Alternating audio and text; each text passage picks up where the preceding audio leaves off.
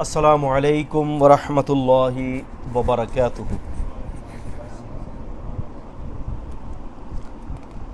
ان الحمد للہ نحمده ونستعینه ونستغفره ونعوذ باللہ من شرور انفسنا ومن سیئات اعمالنا من يهده الله فلا مضل له ومن يضلل فلا هادي له واشهد ان لا اله الا الله وحده لا شريك له واشهد ان محمدا عبده ورسوله اما بعد فان خير الحديث كتاب الله وخير الهدي هدي محمد صلى الله عليه وسلم وشر الامور محدثاتها وكل محدثة بدعة وكل بدعة ضلالة وكل ضلالة في النار اما بعد فاعوذ باللہ من الشیطان الرجیم بسم اللہ الرحمن الرحیم باب کیف الامر اذا لم تکن جماعہ۔ امام بخاری رحمہ اللہ نے کتاب الفتن میں یہ باب قائم کیا ہے کہ کیف الامر اذا لم تکن جماعہ، کہ جب جماعت نہ ہو تو انڈیویجول زندگی کیسے گزاری جائے، بندے کا اکیلے کا حکم کیا ہے۔ جماعت سے مراد کون سی جماعت؟ جماعت سے مراد ہماری اپنی تنظیمیں والی جماعتیں نہیں ہیں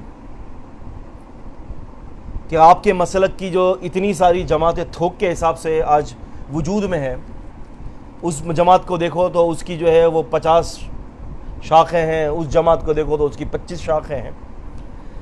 جماعت سے مراد یہاں پر جو مسئلہ ہے وہ یہ ہے کہ خلیفہ، اقتدار،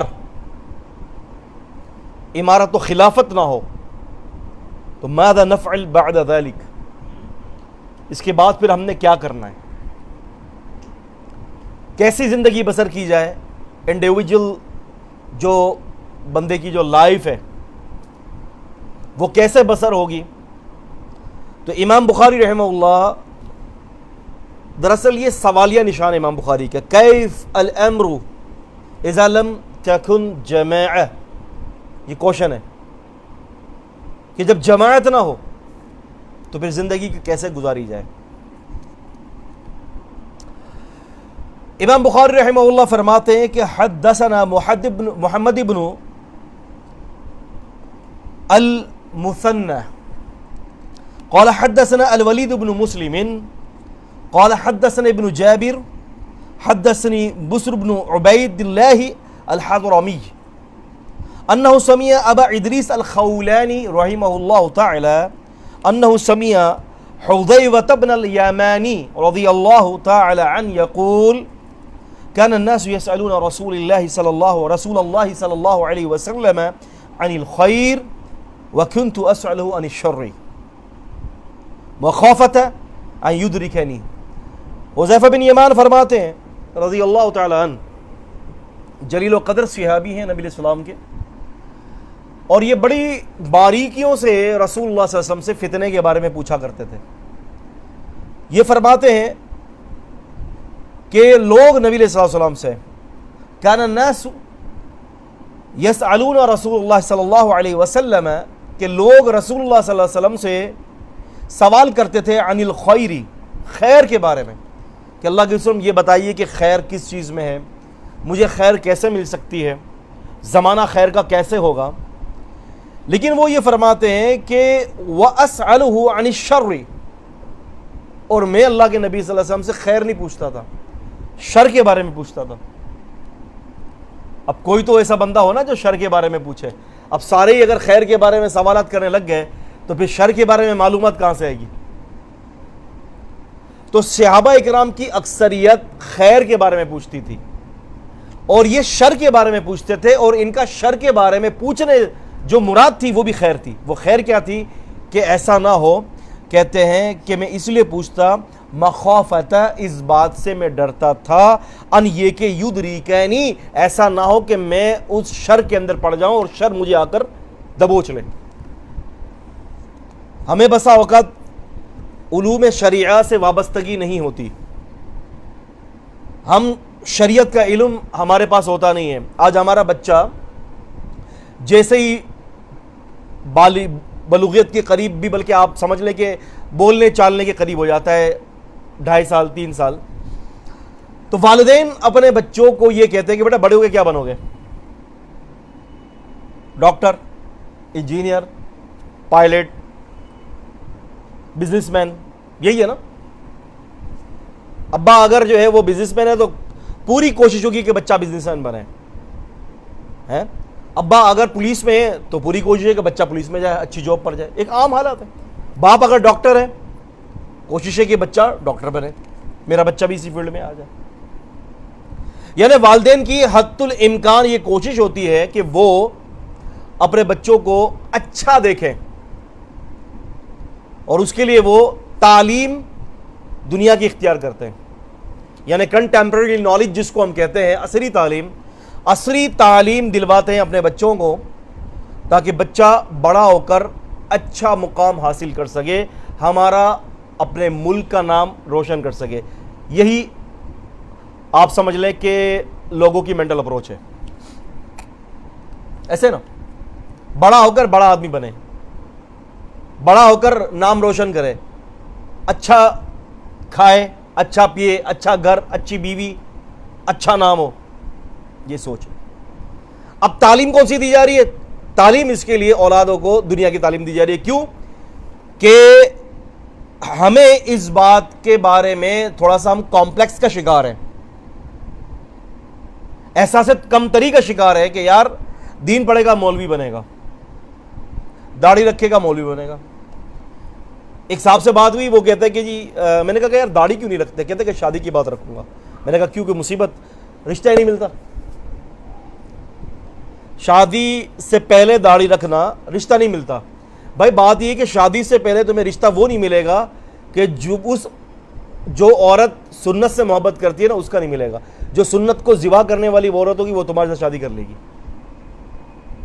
اور جو عورتوں میں، جو خواتین میں جو سنت سے محبت کرنے والی ہیں، وہ تو تلاشی ایسے مرد کے کرتی ہیں کہ جس کی داڑھی ہو۔ تو ہمارا نظام تعلیم میں مخالفت اس حوالے سے نہیں کر رہا کہ ہمیں دنیاوی تعلیم، کنٹمپریری نالج حاصل نہیں کرنی چاہیے، لیکن میں یہ کہتا ہوں کہ یہ جو عصری تعلیم ہے نا، یہ تعلیم ہمیں فتنے سے محفوظ نہیں کر سکتی۔ فتنے سے محفوظ ہمیں تعلیم جو کر سکتی ہے وہ یہ ہے، قرآن مجید، بخاری، مسلم، ابو داؤد، ترمذی، ابن ماجہ، نسائی، یہ چیزیں ہمیں فتنوں سے محفوظ رکھ سکتی ہیں۔ آپ سمجھ رہے ہیں میری بات کو؟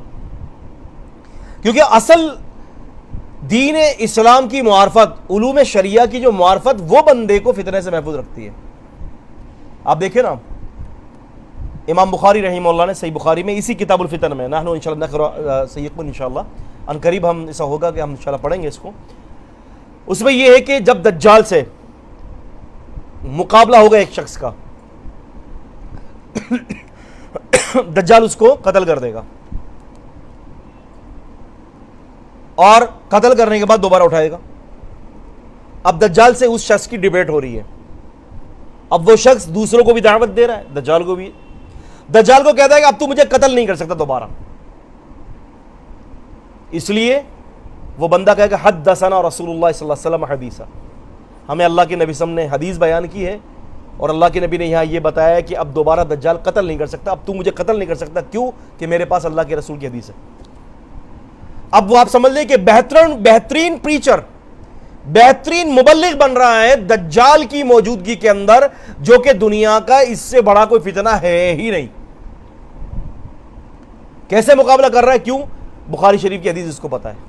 اس سے یہ بھی پتا چلا قیامت تک اللہ تعالیٰ قرآن مجید کے ساتھ ساتھ حدیث کی کتابوں کو بھی جاری رکھے گا، ہدایہ جاری نہیں ہوگی، اصول شاشی جاری نہیں ہوگی، بہار شریعت جاری نہیں ہوگی، فیضان سنت جاری نہیں ہوگی، فضائل اعمال جاری نہیں ہوگی۔ اگر کوئی چیز جاری ہوگی تو وہ اللہ کا دین ہوگا، اور اللہ تعالیٰ کے جو دین ہے وہ قرآن اور حدیث کی صورت میں ہے، یہی قیامت تک چلے گا، اور کوئی چیز نہیں ہوگی۔ تو جب جماعت نہ ہو تو پھر کیا کریں؟ ہمیں کیا کرنا چاہیے؟ What should we do? اگر جماعت نہیں ہے تو امام بخاری رحمہ اللہ نے یہاں پر حل بتایا ہے، سولوشن بتایا ہے رسول اللہ صلی اللہ علیہ وسلم کی حدیث سے. تو حذیفہ رضی اللہ عنہ فرماتے ہیں کہ میں شر کے بارے میں پوچھا کرتا تھا, اور یہ نبی علیہ السلام کے رازدان تھے. اللہ کے قسم ہر کسی کو تو اپنی راز کی بات نہیں بتاتے تھے نا. کسی شاعر نے کیا خوب کہا, ہر کسی کو اپنے دل کی بات مت بتا, ہر کوئی رازدار نہیں ہوتا. رسول اللہ صلی اللہ علیہ وسلم ہر کسی کو تو اپنی راز کی بات نہیں بتاتے تھے نا. حذیفہ بن یمان جو تھے وہ راضی تھے نبی علیہ السلام کے. آپ علیہ الصلوۃ والسلام کے ساتھ آپ یہ سمجھ لیں کہ راز کی باتیں پوچھتے تھے, شر کی باتیں. تو فرماتے ہیں کہ میں نے رسول اللہ صلی اللہ علیہ وسلم سے جو ہے وہ شر کے بارے میں پوچھتا تھا. تو کہتے ہیں کہ ایک دفعہ ایسا ہوا کہ وَكُنْتُ أَسْأَلُهُ عَنِ الشَّرِّ, ایک دفعہ میں نے نبی علیہ السلام سے شر کے بارے میں پوچھا. فرماتے ہیں کہ میں نے کہا کہ فَقُلْتُ يَا رَسُولَ اللَّهِ, میں نے کہا کہ اے اللہ کے رسول صلی اللہ علیہ وسلم, إِنَّ كُنَّ فِي الجَّاهِلِيَّةِ وَالشَّرُّ فَجَاءَنَا اللَّهُ بِهَذَا الْخَيْرِ, اے اللہ کے قسم اس سے پہلے ہم جو ہے شر میں تھے, اللہ تعالیٰ نے یہ ہمیں خیر نصیب فرمایا. یہ جو اللہ تعالیٰ نے ہمارے لیے خیر کر دیا, یہ دین اسلام ہمارے لیے بڑی خیر ہے. آپ کا دور ہمارے لیے بڑا خیر ہے, اور جس وقت ہمیں یہ بڑا خیر کا وقت ہے. پھر اللہ تعالیٰ نے ہمیں ہدایت بخشی, ہدایت نوازی, اور ہمیں خیر عطا فرمایا. تو پھر سوال یہ کرتے ہیں کہ اللہ کے رسول فَهَلْ بَعْدَ هَذَا الْخَيْرِ مِنْ شَرٍ, اللہ کے رسول اس خیر کے بعد بھی کوئی شر ہے؟ شر تو ہوگا نا, خیر کے بعد شر ہے. رسول اللہ نے 3 زمانوں کو بہتر قرار دیا. آپ نے فرمایا کہ بہتر زمانہ میرا ہے, ثم الذین یلونہم, پھر اس کے بعد کا صحابہ کا, ثم الذین یلونہم, پھر اس کے بعد کا تابعین کا. 3 زمانے بہترین. رسول اللہ صلی اللہ علیہ وسلم کی حدیث کے مطابق 3 زمانے بہترین ہیں. نبی پاک صلی اللہ علیہ وسلم کا زمانہ, پھر اس کے بعد صحابہ کا, پھر اس کے بعد تابعین کا. یہ تینوں زمانے بہترین زمانے. تو سیدنا حذیفہ رضی اللہ تعالیٰ عنہ خیر کے بارے میں, شر کے بارے میں پوچھ رہے ہیں نبی علیہ السلام سے. کہتے ہیں کہ اللہ کے رسول صلی اللہ علیہ وسلم, کیا اس خیر کے بعد بھی کوئی شر ہے؟ آپ نے فرمایا قال نعم, آپ نے فرمایا کہ جی ہاں, اس کے بعد پھر شر ہے. قلت وهل بعد ذلك شر من خیر, تو پھر کیا اس شر کے بعد بھی پھر خیر کا زمانہ ہے؟ رسول اللہ صلی اللہ علیہ وسلم فرماتے ہیں کہ نعم, ہاں. اور آپ نے فرمایا وفیہ دخن, آپ نے فرمایا کہ اس کے اندر دخن ہوگا. صحابی نے فرمایا کہ وما دخن, اللہ کے رسول وما دخن ہو, یہ دخن کیا ہے؟ آپ نے فرمایا قوم یحدون بغیر حدب تعرفون منہ وتنکر, اللہ کے رسول صلی اللہ علیہ وسلم فرماتے ہیں کچھ لوگ ایسے ہوں گے جو میرے بتائے ہوئے طریقے کے الٹ چلیں گے, برعکس چلیں گے. جو میں نے طریقہ بتایا اس طریقے سے ہٹ کر چلیں گے, اپنا اجتہاد کو شامل کریں گے, اپنے قیاسات کو لائیں گے, فضول کی بحثیں کو لائیں گے, اور فضول کی بحث کو لانے کے بعد میرے طریقے سے روگردانی کر دیں گے. منکرین حدیث یہ الزام عائد کرتے ہیں, کہتے ہیں کہ یہ جتنا بھی امت کے اندر مسالک کے جو اس وقت جو ہے وہ جھگڑا چل رہا ہے, یہ سب حدیث کی وجہ سے ہے. میں کہتا ہوں یہ سب حدیث کی وجہ سے نہیں ہے. یہ سارا جو فتنہ جو اس وقت جو لڑائی اور جھگڑے پھیلے ہوئے ہیں نا, یہ ان لوگوں کی وجہ سے پھیلے ہوئے ہیں کہ جو حدیث کے متن کو تو طالب علم کو پڑھنے نہیں دیتے, لیکن نیچے حاشیوں پر حاشیے, حاشیوں پر حاشیے, حاشیوں پر حاشیے, حاشیوں پر حاشیے لگاتے ہیں. طالب علم 10 سال تک وہ حاشیہ پڑھتا ہے اور حدیث کے ٹیکسٹ کے اوپر, متن کے اوپر تو آتا ہی نہیں ہے, اور پھر اپنے ذہن سے عجیب قسم کی باتیں بیان کرنا, مذاق اڑانا فتنے کا سبب ہے. فتنہ انسان پھیلاتا ہے. فتنہ جو ہے وہ کتاب اور سنت سے فتنہ نہیں پھیلتا. استغفر اللہ العظیم, العیاذ باللہ. اختلاف تو ہم اور آپ کرتے ہیں نا بھائی. ایک حدیث ہے, دیکھیں نا, میں مثال دیتا ہوں اس کی. ایک حدیث ہے رسول اللہ صلی اللہ علیہ وسلم کی, عمر رضی اللہ تعالیٰ عنہ نے کہا اللہ کی قسم جاہلیت میں نے ایک دن کی نظر مانی تھی, میں کیا کروں؟ آپ نے فرمایا کہ عمر اپنی نظر کو پورا کر لیجئے, اپنی نظر کو پورا کر لیجئے. ایک دن اعتکاف کی نیت, کیا پتہ چل گیا اس کو اعتکاف ایک دن کا جائز ہے کہ نہیں ہے؟ اعتکاف ایک دن کا جائز ہے. اب اس پر کیا ہونا چاہیے؟ اس پر ہونا یہ چاہیے نبی پاک صلی اللہ علیہ وسلم نے عمر رضی اللہ تعالیٰ عنہ کو ایک دن کے اعتکاف کی اجازت دے دی. اس کا مطلب یہ ہے کہ ھذا یجوز، یہ جائز، لکل امہ، ساری امت کے لیے، لیس ہوا خاص فی زمن نبی علیہ السلام، نبی علیہ السلام کے زمانے میں یا نبی علیہ السلام کے صحابہ کرام کے لیے یہ خاص نہیں ہے، بل ھذا عام ہے یہ حکم لکل امہ، ہر امت کے لیے، لکل زمن، ہر زمانے کے لیے. لیکن ہمارے یہاں کیا ہوتا ہے، حاشیہ چڑھایا جاتا ہے اور یہ کہہ دیا جاتا ہے کہ وقال ابو حنیفہ رحمہ اللہ لا یجوز، امام ابو حنیفہ رحمہ اللہ فرماتے ہیں کہ جائز نہیں ہے. امام ابو حنیفہ رحمہ اللہ ہمارے سر کے تاج، ہم نہیں اس بات کو تسلیم کرتے کہ انہوں نے کبھی حدیث کے مقابل اپنی رائے دی ہو، وہ آپ کرتے ہو. اور پھر امت کے سامنے آپ یہ کیوں کہہ رہے ہیں کہ قال ابو حنیفہ رحمہ اللہ تعالی لا یجوز؟ امت کو ابو حنیفہ کے قول کی ضرورت نہیں ہے، امت کو ہدایت کے لیے نبی پاک کے قول کی ضرورت ہے. اللہ تعالیٰ قرآن میں فرماتے ہیں، سورہ نساء میں 69 آیت نمبر ہے اور سورہ نمبر 4 ہے، فرمایا کہ وَإِن تُطِعُوهُ تَهْتَدُوا، اگر تم نبی پاک کی اتباع کرو گے تو ہدایت پر آ جاؤ گے صلی اللہ علیہ وسلم. تو رسول اللہ صلی اللہ علیہ وسلم فرماتے ہیں کہ ایسے لوگ ہوں گے، آپ صلی اللہ علیہ وسلم نے فرمایا کہ وہ لوگ میرے بتائے ہوئے طریقے کے برعکس چلیں گے، امینڈمنٹ کریں گے، اضافے کریں گے، امت کو تکلیف میں ڈال دیں گے، امت کو پریشانی میں کر دیں گے، آسان دین کو اتنا مشکل بنا دیں گے کہ ایک آدمی سوچے گا یار چھوڑو یار، دین کے اندر تو بڑی باریکیاں ہیں. میں کچھ عرصے پہلے میں گلشن معمار کے اندر ایک اسٹور پہ گیا، تو اسٹور میں گیا تو وہاں پر جو ہے نا وہ انہوں نے اللہ کی ایک اسٹیکر لگایا ہوا تھا اپنی جالی پر، جالی جو تھی دکان کے باہر جو لگا تھا نا سیفٹی کے لیے، جالی پر اللہ کا اسٹیکر ہے اور اسی کے ساتھ بچوں کا جوتا لٹکایا ہوا ہے. میں نے کہا کہ بڑے میاں سے کہا، میں نے کہا کہ چچا یہ آپ ہٹا دیں انکل، یہ بے ادبی ہے اللہ تبارک و تعالیٰ کے نام کی. بلیو کریں، مجھے کہتے ہیں کہ ارے بھیا رہنے دو، دین میں بڑی باریکیاں ہیں، سمجھ میں نہیں آئے گی تمہیں. میں نے کہا بالکل سمجھ میں نہیں آتی، لیکن ابھی یہ سمجھ میں آ رہا ہے کہ میں نے کہا آپ اپنے باپ کی تصویر گھر سے لے آئیں، اپنے ابو کی، میں آپ کے ابو کی تصویر کے اوپر یہ جوتے لگا دیتا ہوں. ہے نا بھائی، آج جوتوں کے اندر بھی تو یہی ہو رہا ہے نا، نبی پاک صلی اللہ علیہ وسلم کا نام لکھا جا رہا ہے، نالین کے شبی دے کر نبی پاک کا نام لکھا جا رہا ہے، ان للہ و انا راجعون. اب اگر ہم روکتے ہیں تو ہم گستاخ رسول بن جاتے ہیں. ہم روک رہے ہیں اس بات کے اوپر کہ بھائی نبی پاک صلی اللہ علیہ وسلم کا نامہ مبارک جوتوں پر نہیں لکھا جاتا، تو اب ہم کیا بنیں گے؟ اب ہم بنیں گے گستاخ رسول، اور وہ نبی پاک کا نام مبارک جوتوں پر لکھ کر جو ہے وہ عاشق رسول ہے. السلام ورحمۃ اللہ.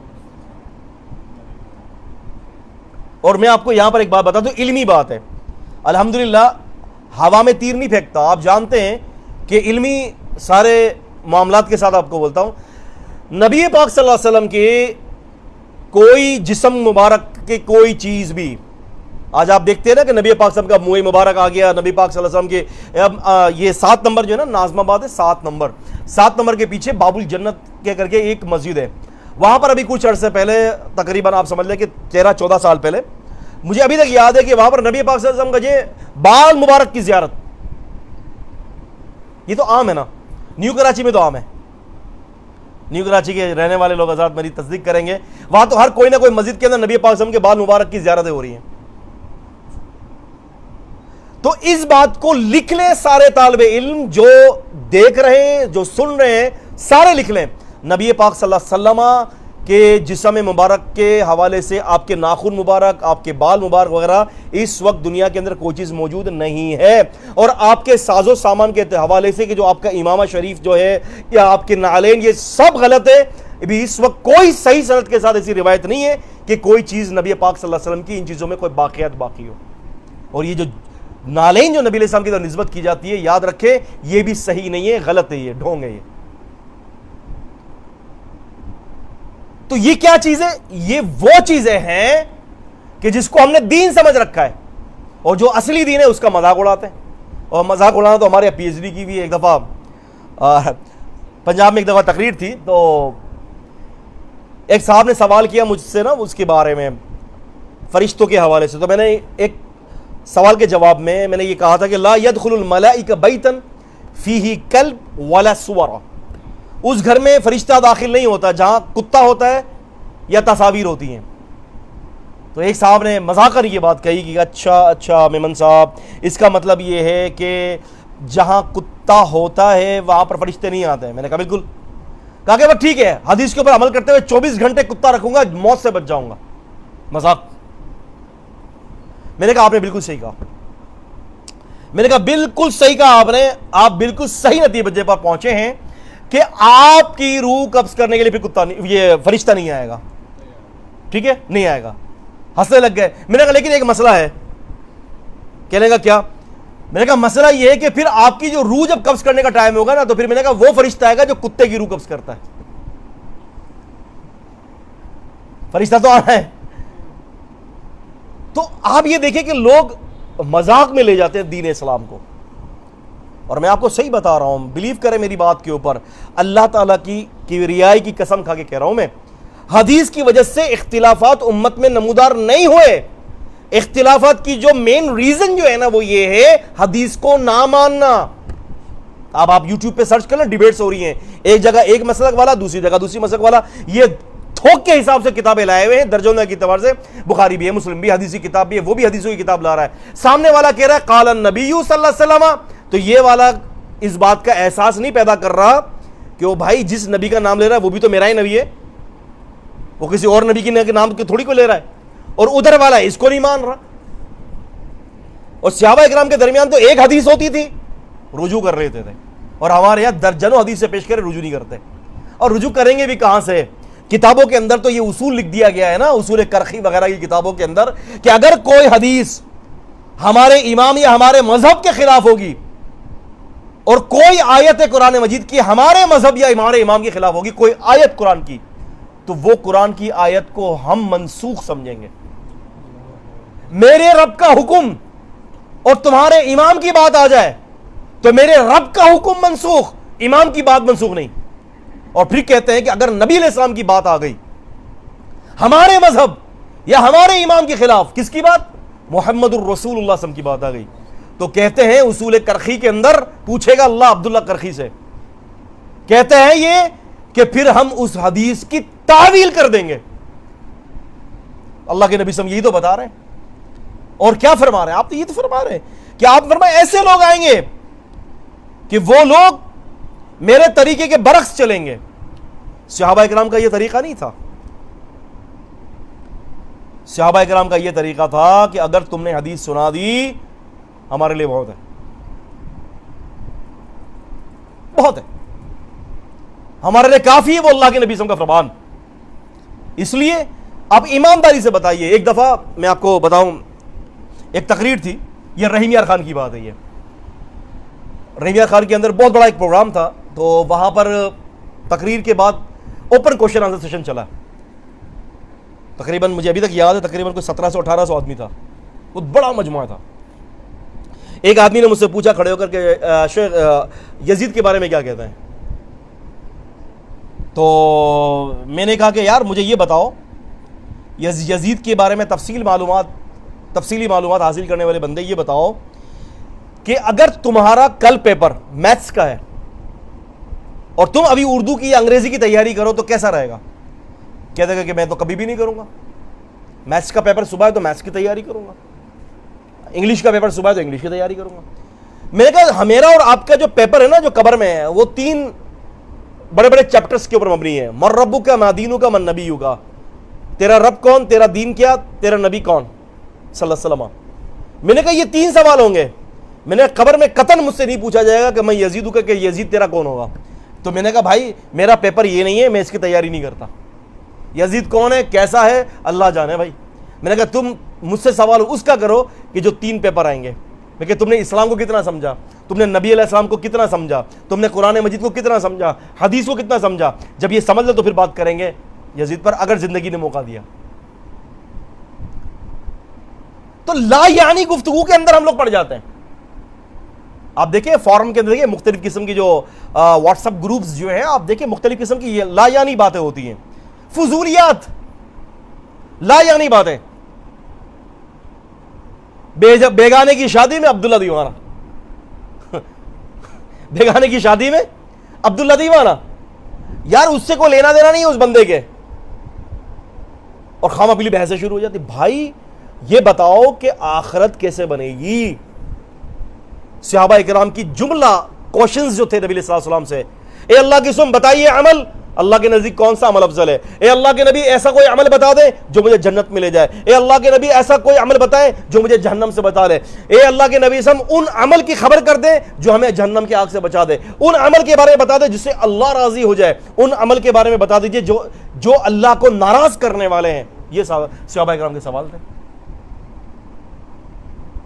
تو اللہ کے رسول صلی اللہ علیہ وسلم نے، ڈیٹیل بہت زیادہ ہے اور لیس عندنا وقت الا قلیل، وقت نہیں ہے، تو رسول اللہ صلی اللہ علیہ وسلم نے فرمایا کہ آپ نے فرمایا کہ ایسے لوگ ہوں گے کہ جو میرے طریقے کے برعکس چلیں گے، ان کی کچھ باتیں اچھی ہوں گی اور بعض باتوں میں تم برائی دیکھو گے.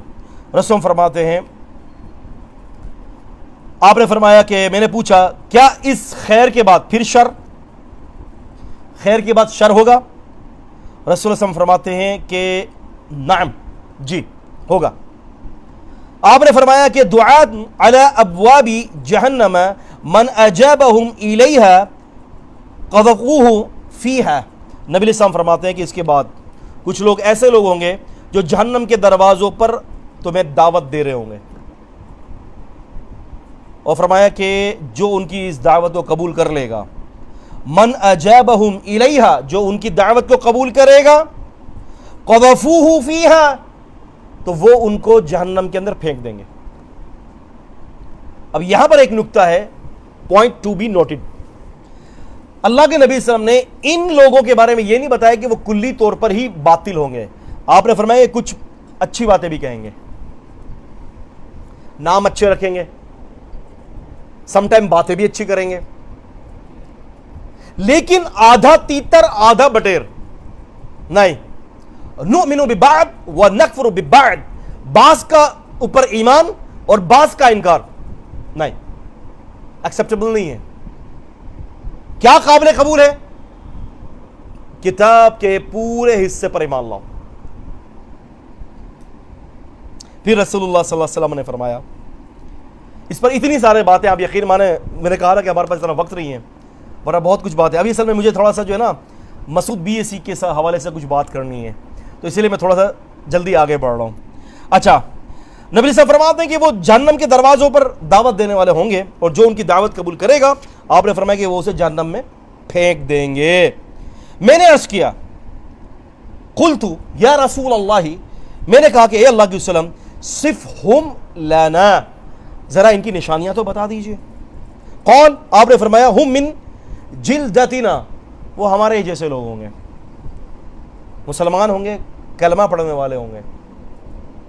وَيَتَكَلَّمُونَ بِأَلْسِنَتِنَا، ہماری زبان بولیں گے،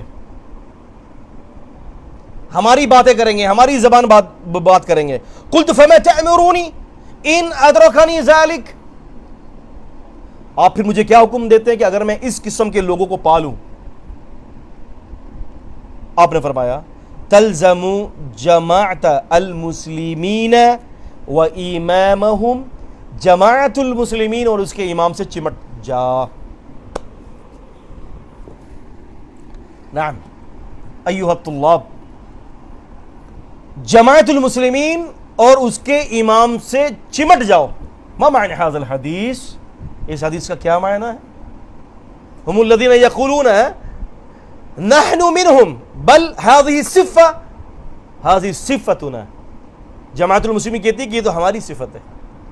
مسعود BSc، تعریفوہم، جانتے ہیں ان کو؟ عزیز آباد میں 1988 کے اندر جماعت المسلمین رجسٹرڈ، جماعت المسلمین رجسٹرڈ 88، کبھی بیشی اللہ معاف کرے، اس کے اندر انہوں نے بنیاد رکھی. پھر اس کے بعد ساری دنیا کے مسلمان کافر، یہ ہے تکفیری. ساری دنیا کے مسلمان کیا ہے؟ کافر. کافر وہ نہیں ہیں جو جماعت المسلمین میں ہیں. آئیے دو واقعے. اور کچھ بات اس حدیث کے متن کے حوالے سے. کوثر نیازی کالونی سیفی کالج، آپ نے دیکھا ہوگا سیفی کالج، لنڈی کوتل چورنگی اور ضیاء الدین ہاسپٹل چورنگی کے بالکل مابین جو حیدری کا روڈ جاتا ہے آگے، وہاں پر جو ہے وہ اچانک سمجھ لیں کہ ایمرجنسی صورت میں ایک ڈیبیٹ ہو گئی، یہی جماعت المسلمین بی ایس سی والے. تو یہ حدیث انہوں نے پیش کی مجھ سے. تو انہوں نے کہا کہ دیکھیں اللہ کے نبی صلی اللہ علیہ وسلم نے فرمایا کہ اگر جماعت المسلمین نہ ہو، آپ نے فرمایا کہ جب فرقوں کا دور ہو تو جماعت المسلمین سے چمٹ جانا. میں نے کہا میرا پہلا اس میں سوال یہ ہے کہ جب فرقے ہوں تو میں نے کہا سوال یہ ہے، پہلا سوال فرقہ ہوتا کیا ہے، ما ہی الفرقہ، یہ فرقہ کیا ہے. میں نے کہا کہ السوال الثانی، دوسرا سوال یہ ہے کہ اگر جماعت المسلمین نہیں ہو تو پھر کیا کرنا چاہیے. ٹھیک ہے، اگر جماعت المسلمین نہیں تو کیا کرنا چاہیے. تیسرا سوال، آپ نے جماعت المسلمین بنائی کیوں ہے. اب تھوڑا سا ہم اس پر بات کر لیتے ہیں، یہ تھوڑا سا ایک سمجھ لیں کہ ہماری مجلس کو تھوڑا سا تر کر دے گی. ڈیبیٹ بڑی اچھی رہی، تقریباً 4-4.5 گھنٹے کی ڈیبیٹ تھی. میں نے ان سے یہ کہا، میں نے کہا مجھے یہ بتائیے کہ اللہ کے رسول نے یہاں کیا حکم دیا ہے کہ جب جماعت المسلمین نہ ہو. میں نے کہا آپ کے جماعت المسلمین سے پہلے کوئی جماعت المسلمین تھی؟ کہا کہ نہیں، کوئی بھی نہیں تھی. اچھا، یعنی میں نے کہا کہ یوں سمجھ لیں کہ نبی علیہ السلام کے دور سے لے کر 1400 سال تک یہ گیپ تھا، یعنی کوئی مسلمانوں کی جماعت ہی نہیں تھی. سارے جو ہے وہ فرقہ اور سارے مشرک اور سارے کافر. یعنی آپ کے امیر صاحب نے، مسعود بی ایس سی صاحب نے بنیاد ڈالی تو اب مسلمان پیدا ہوئے، ورنہ اس سے پہلے کوئی مسلمان نہیں تھا. ہاں جی بالکل ایسا ہی ہے. اچھا جی، میں نے کہا مجھے یہ بتائیے کہ ان سے پہلے جماعت المسلمین نہیں تھی، اور یہ حدیث کا متن یہ آگے یہ کہہ رہا ہے فَاعْتَزِلْ تِلْكَ الْفِرْقَ كُلَّهَا. آپ نے فرمایا کہ حذیفہ اگر جماعت المسلمین نہ ہو تو تجھے یہ کرنا ہے کہ تمام فرقوں سے تو علیحدہ رہنا. نبی صاحب فرماتے ہیں وَلَوْ أَن تَعَدَّ بِأَصْلِ شَجَرَةٍ حَتَّى يُدْرِكَكَ الْمَوْتُ وَأَنْتَ عَلَى ذَلِكَ. اگر تجھے درخت کی جڑیں چبانی پڑے تو درخت کی جڑیں چبا لینا، اور اسی حالت پہ تجھے موت آ جائے کسی فرقے سے بھی نہیں ملنا. میں نے کہا مجھے یہ بتائیے کہ جب جماعت المسلمین تھی نہیں تو اللہ کے نبی نے فرمایا کہ فَاعْتَزِلْ تِلْكَ الْفِرْقَ كُلَّهَا، تمام فرقوں سے علیحدہ رہنا ہے. تو میں نے کہا مسعود بی ایس سی صاحب کو چاہیے تھا کہ وہ اپنے کپڑے لیتے، اپنے گھر والوں کو لیتے اور جنگلوں میں چلے جاتے، درخت کی جڑیں چباتے، کھاتے پیتے اور وہیں پر مر جاتے. میں نے کہا ان کو کسی نے کہا تھا کہ جماعت المسلمین کی جو ہے نا بنیاد رکھیں. حدیث کا ظاہر تو یہ ہے کہ جماعت المسلمین بنانا نہیں، الگ. تو میں نے کہا اب یہ ثابت کر دیجئے کہ انہوں نے ایسا کیوں کیا. 2-2.25 گھنٹے اسی پر بحث چلی، کوئی دلیل نہیں دے سکے، کوئی ایک دلیل نہیں. میں نے کہا آپ کے مسعود صاحب نے غلط کیا. میں نے کہا ایک بات، آپ کا یہ کہنا ہے کہ جماعت المسلمین صرف ایک ہی ہے.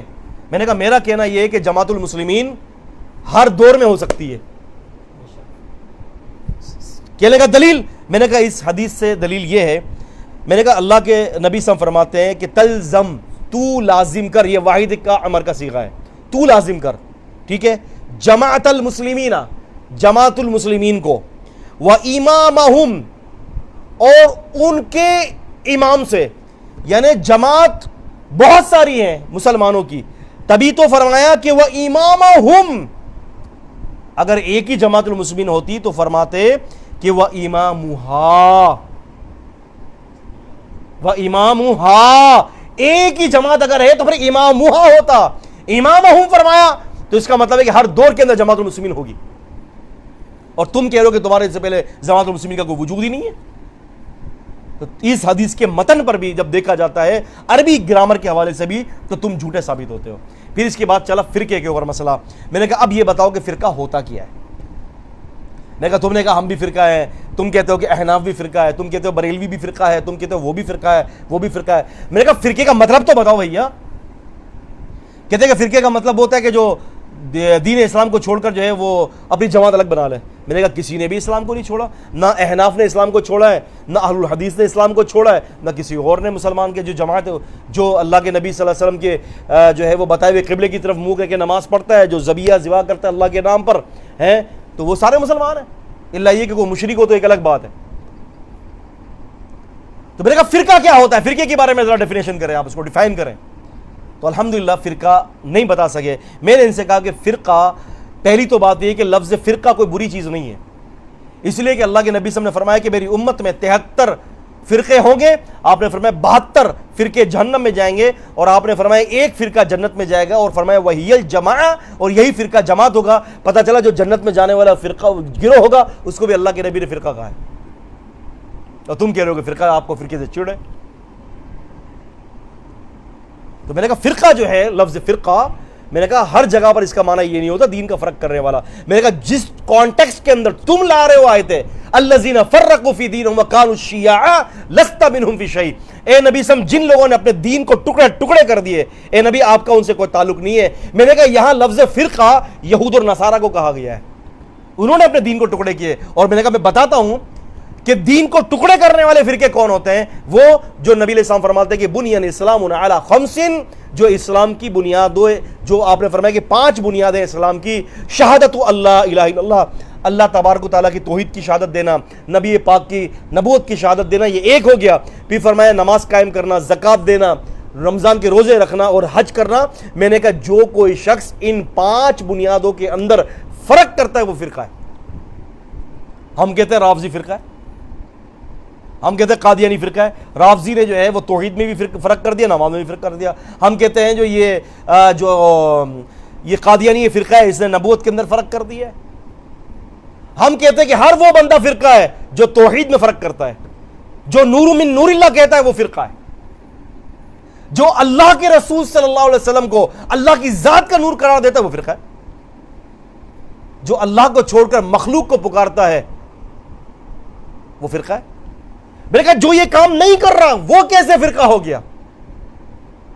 وہ تو فرقہ ہے ہی نہیں، وہ تو توحید کے اوپر ہے، ایک اللہ کی وحدانیت کو مانتا ہے، ایک اللہ کو پکارتا ہے. اپنی زندگی قل ان صلاتي ونسكي ومحياي ومماتي للہ رب العالمین، کہہ دیجئے کہ میرا جینا، میرا مرنا، میرا قربانی کرنا، میرا سب کچھ ایک اس ذات کے لیے جو اللہ رب العالمین ہے.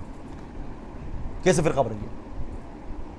تو اس حوالے سے الحمدللہ 4.5 گھنٹے کی گفتگو کے اندر اللہ پاک نے مجھے بڑی کامیابی دی. ان کی طرف سے کافی سارے لوگ تھے، اللہ پاک نے مجھے بڑی کامیابی دی اور فرقے کو ڈیفائن نہیں کر سکے.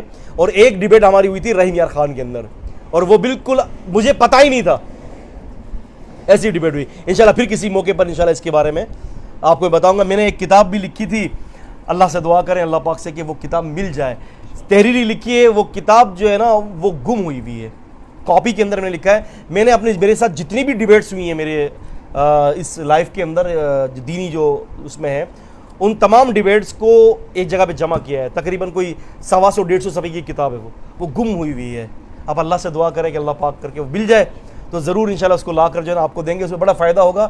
الحمدللہ جو ڈیبیٹس میری قادیانیوں کے ساتھ ہوئی ہے، جو ڈیبیٹ رافضیوں کے ساتھ ہوئی ہے، جو عیسائیوں کے ساتھ ہوئی ہے، جو منکرین حدیث کے ساتھ ہوئی ہے، اور اس قسم کی اٹھ پٹان سے جو فرقوں کے ساتھ ہوئی ہے، تو الحمدللہ اس میں بڑا فائدہ اور مواد ہے. خیر، تو رسول اللہ صلی اللہ علیہ وسلم نے فرمایا کہ جب انہوں نے سوال کیا کہ اللہ کی سو اب آپ مجھے کیا حکم دیتے ہیں کہ میں کیا کروں، مجھے کیا کرنا چاہیے، واٹ شوڈ آئی ڈو، میں کیا کروں، مجھے کیا کرنا چاہیے، نبی علیہ السلام نے فرمایا کہ تم ایک کام کرو کہ جماعت المسلمین اور اس کے امام سے چمٹ جاؤ. اب جماعت المسلمین سے مراد کیا ہے؟ ہماری یہ چھوٹی چھوٹی تنظیمیں نہیں ہیں کہ فلاں تنظیم فلاں تنظیم فلاں تنظیم، نام نہیں لوں گا بھائی برا مان جائیں گے. ایک عام بات کوئی بھی ہو، یہاں جماعت المسلمین سے مراد وہ جماعت المسلمین ہے کہ جو خلافت کے اوپر قائم ہو. نبی علیہ السلام سے مسلم شریف کی حدیث میں ہے کہ حذیفہ بن یمان نے یہ پوچھا تھا کہ اللہ کے قسم اس جماعت المسلمین کے امیر کی صفت بتا دیجئے، امیر کی صفت کیا ہے؟ آپ نے فرمایا کہ وہ تیری کمر پر مارے گا اور تیرا مال ضبط کر لے گا، یعنی حدود کو نافذ کرنے والا ہوگا. تیری کمر پر مارے گا یعنی اگر تجھ سے غلط کام ہو گیا تو تجھے تیرے اوپر درے مارے گا، اتنی طاقت ہوگی. آج ہمارے مسلمانوں کی کوئی بھی تنظیم لے لیں اس وقت جو پاکستان میں ہے، ہندوستان میں ہے، کسی امیر کی اتنی طاقت نہیں ہے کہ وہ درے مارے. بلکہ میں تو یہاں تک بتاتا ہوں، مسعود بی سی صاحب سے نکلے ہوئے ایک صاحب تھے اپنا صدیق میمن صاحب ہمارے میمن ہے صدیق میمن صاحب. وہ گلشن معمار میں کافی عرصے ان کی رہائش تھی، تو بڑی اچھی سلام دعا تھی. انہوں نے اپنے امیر کے خلاف، اشتیاق صاحب، جب ان کے امیر اشتیاق صاحب، ان کے خلاف کیس دائر کر دیا. ارے میں نے کہا یا تو امیر کو مارنا چاہیے کمر پر، اور یہاں جو ہے وہ امیر کی امارت کے اندر جو بندہ ہے وہ اپنے امیر کے اوپر کیس کر رہا ہے، اتنا کمزور ہے امیر. تو یہ حالات ہے. نبی علیہ السلام نے ان کے بارے میں صفت بتائی کہ وہ جماعت المسلمین کون سی, کیونکہ ان کا امیر خلیفہ ہوگا. کیا ہوگا؟ خلیفہ ہوگا. عام امیر نہیں کہ جو مسجد کا امیر بن گیا, جو چھوٹی چھوٹی جماعتوں کا امیر بن گیا, نہیں, مسلمانوں کا امیر ہوگا جس کے بعد طاقت ہوگی. نبی علیہ السلام فرماتے ہیں کہ وہ تیری قبر پر مارے گا اور تیرا مال ضبط کر لے گا. تو اس سے پتہ چلا کہ جماعت المسلمین سے مراد وہ مسلمانوں کا امیر ہے, یہ نہیں ہے. یہ بیچارے مسعود صاحب جو ہے, یہ تو کوئی اگر زکوٰۃ دیتا تھا تو ان کی طاقت بھی نہیں ہوتی تھی کہ کسی سے زکوٰۃ لیں, تو کہاں سے کسی کی قبر پر ماریں گے.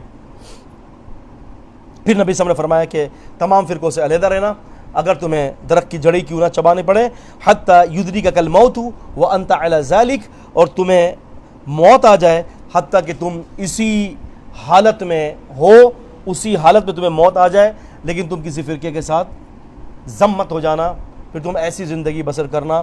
یہ ایک بڑی شر کا پہلو تھا جو نبی علیہ السلام نے بتایا ہمیں, اور ہمیں بتا دیا کہ یہاں سے جماعت المسلمین سے مراد کون سی جماعت المسلمین ہے. اور ویسے بھی جماعت المسلمین کے 36 دھڑے ہیں. مسعود بی ای سی کی بھی جماعت المسلمین ہے, محمد ہادی کی بھی جماعت المسلمین ہے. مسعود بی ای سی سے نکلے ہوئے بھی تقریباً درجنوں جماعت المسلمین بن چکی ہیں. محمد ہادی کی بھی ایک الگ جماعت المسلمین ہے, اور اسی طرح سے مسعود الدین عثمانی کی بھی جماعت المسلمین ہے. پتہ نہیں کتنی جماعت المسلمین ہے, تھوک کے حساب سے, درجنوں کے حساب سے. اللہ اکبر. ویسے تو آگے ایک اور حدیث کے اوپر بات کرنی تھی, اور فتن اس کا باب یہ ہے, باب الفتنۃ التی تموج کموج البحر, اس فتنے کا بیان کہ جو موجوں کی, سمندر کی لہروں کی طرح ٹھاٹھے مارتا ہوگا. انشاءاللہ ہم اگلے ہفتے اس حدیث کو پڑھیں گے. جی, کوئی اگر لائیو سوال ہے تو لے لیجیے گا.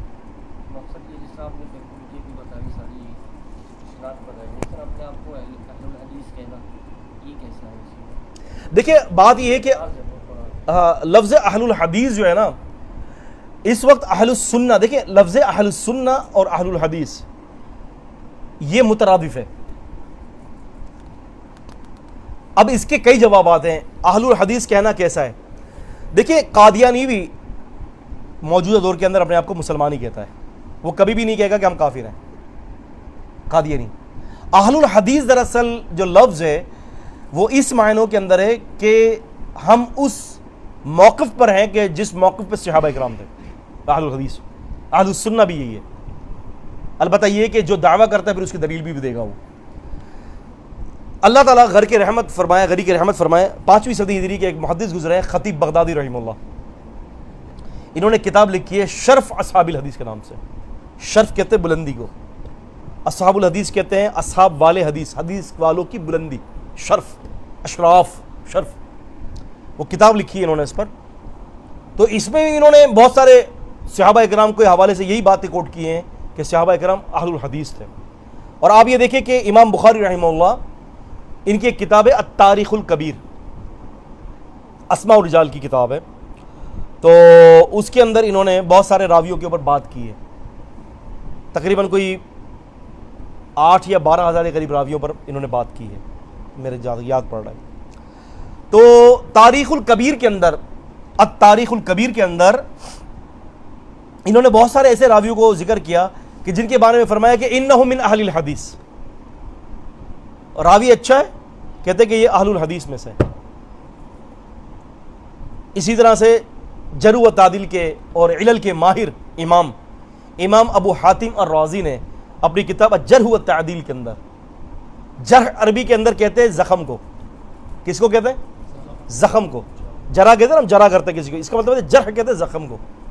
تعدیل اس کے بارے میں جسٹس کرنا, کسی چیز کو عدل کرنا, انصاف کرنا. تو اس کے اندر جو ہے جرح و تعدیل کے اندر ایک راوی پر بحث کرتے ہیں, اور امام ابو حاتم الرازی رحمہ اللہ, راز جگہ کا نام ہے, اس کی طرف نسبت ہے یہ. اس میں وہ کہتے ہیں کہ یہ جو راوی جو ہے نا, فرماتے ہیں کہ انہ لیس من اہل الحدیث, کہ یہ بندہ اہل حدیث میں سے نہیں ہے. یعنی اس راوی کو معتبر نہیں کہہ رہے, اور کہہ رہے ہیں کہ وہ بندہ اہل حدیث میں سے نہیں ہے. نہ ہی انہوں نے یہ فرمایا کہ وہ بریلویوں میں سے نہیں ہے, نہ ہی فرمایا کہ دیوبندیوں میں سے نہیں ہے, نہ ہی یہ فرمایا کہ یہ حنفیوں میں سے نہیں ہے. اہل الحدیث جو ٹرمنالوجی جو ہے, اصطلاح جو ہے, یہ سلف صالحین کے اندر بڑی معروف تھی. اسی لیے میں نے کہا کہ خطیب بغدادی نے اس کے اوپر ایک مستقل کتاب لکھی, اور کتاب کا نام شرف اصحاب الحدیث ہے. اصحاب الحدیث جو ہے حدیث والوں کو کہتے ہیں. تو لہٰذا یہ نام اہل الحدیث بڑا معروف نام ہے، محدثین کے نزدیک بھی معروف تھا، صحابہ کرام کے درمیان بھی معروف تھا، اور یہ کوئی نیا نام نہیں ہے۔ ہاں ہماری جو ڈائریکشن جو ہے، جو سمت جو ہے وہ سیدھی کرنی ہے، وہ کیا ہے؟ فَإِنْ آمَنُوا بِمِثْلِ مَا آمَنْتُمْ بِهِ فَقَدْ اهْتَدَوْا، ایمان ایسے لاؤ جیسے یہ لائیں، صحابہ کرام کی طرح ایمان لانا ہے، اور جو ان کا جو منہج تھا ایمان اور عقیدے میں اور فروعات کے اندر ہر اعتبار سے کوشش کرنی چاہیے کہ صحابہ کرام کو کاپی کرنی چاہیے، صحابہ کرام کا متفق فہم رضوان اللہ تعالی علیہم اجمعین۔ کیونکہ سب سے پہلے جو سورہ نساء سورہ نمبر 4 کی 115ویں آیت میں اللہ نے جو سبیل المؤمنین قرار دیا، ایمان والوں کا رستہ، وہ سب سے پہلے صحابہ کرام ہے، اس سے مراد صحابہ کرام ہیں، کیونکہ یہ لوگ سب سے زیادہ دین کو سمجھنے والے تھے، اور یہ لوگ وہ لوگ تھے جو نبی صلی اللہ علیہ وسلم کی صحبت مبارکہ میں رہتے تھے اور رسول اللہ صلی اللہ علیہ وسلم سے دین سیکھنے والے تھے، اسی لیے ہمیں بھی چاہیے کہ ہم بھی ان سے دین سیکھیں۔ کاشو بھائی کوئی سوال تو نہیں ہے؟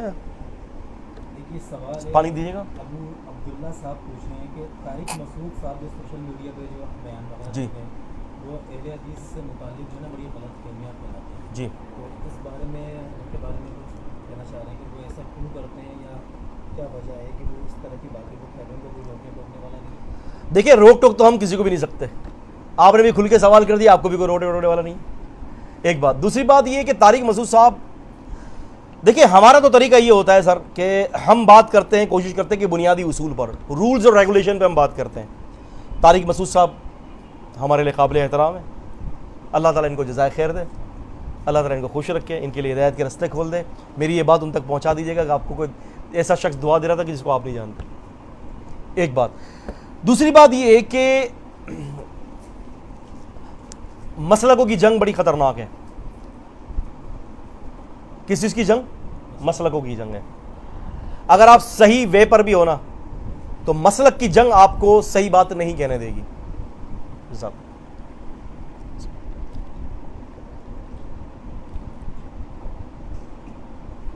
میں اس کی ایک مثال دیتا ہوں۔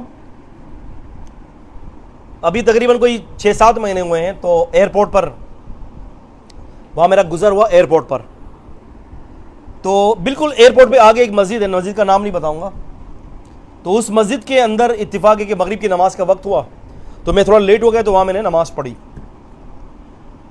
تو نماز نکل چکی تھی، نماز پڑھی میں نے، پھر جماعت کروائی، تو وہاں پر جو ہے نا کیا ہوا کہ ستون جو ہے نا، پلر، 1 پلر 2 پلر 3 پلر کے بیچ میں صف بنی ہوئی تھی۔ میں نے دیکھا کہ لوگ صف بستی کر رہے تھے، تو میں نے امام صاحب کو سلام پھیرنے کے بعد میں نے امام صاحب سے کہا کہ میں نے کہا امام صاحب، اللہ کے رسول صاحب نے منع کیا ہے کہ ستونوں کے درمیان صف قائم نہ کی جائے۔ میں نے ان سے کہا کہ مستدرک حاکم کی حدیث ہے، میں نے کہا کہ وافقہ الذھبی، امام ذھبی نے اس کی موافقت کی ہے، حدیث صحیح ہے، اللہ کے نبی صلی اللہ علیہ وسلم نے ستون کے درمیان نماز پڑھنے سے منع کیا ہے۔ بھائی جب میں آپ کو یہ کہہ دوں کہ اللہ کے نبی نے یہ منع کیا ہے، تو آپ کیا کریں گے؟ وَمَا نَهَاكُمْ عَنْهُ فَانْتَهُوا، جس چیز سے رسول رو کے بعد آ جاؤ۔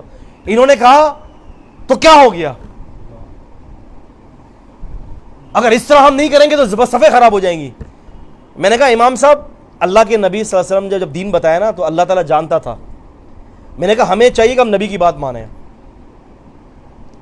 کہنے لگا نہیں ایسا نہیں ہو سکتا۔ میں نے کہا میرا کام تھا آپ کو بتانا، اب قیامت کے اندر آپ حساب دو گے اپنے۔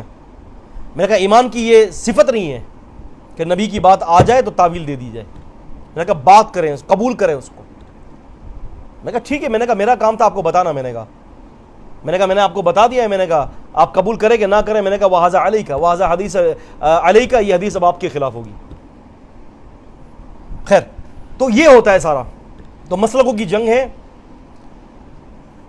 اپنے امام کو، اپنے مذہب کو بس اونچا کرنا ہے۔ بھائی ہم نے کسی کو بھی کسی مذہب کو اونچا نہیں کرنا، بھائی ہم نے کتاب اور سنت کی ترویج کر رہی ہیں، جو اللہ کی بات ہو، اس کے رسول کی بات ہو، یہی ہو۔ میں کسی کو بھی نہیں کہتا کہ کسی کے ساتھ ملے، میں تو یہ کہتا ہوں کتاب اور سنت کے ساتھ جڑ جائیں، میرے رب نے اس کی ضمانت لی ہے۔ میرے رب نے اس کی حفاظت لی ہے، اللہ کے رسول کی بات کی، قرآن و سنت کی حفاظت کی، یہی کامیابی ہے، اور اسی کے متعلق قیامت کے دن سوال ہوگا، باقی کسی اور چیز کے بارے میں سوال نہیں ہوگا۔ میری دعوت یہی ہے، صرف کتاب و سنت کو فالو کریں، انشاءاللہ کامیابی اسی کے اندر ہے۔ اقول قولی ھذا استغفر اللہ لی ولکم، استغفر اللہ لی ولکم ولسائر المسلمین۔ السلام علیکم ورحمۃ اللہ وبرکاتہ۔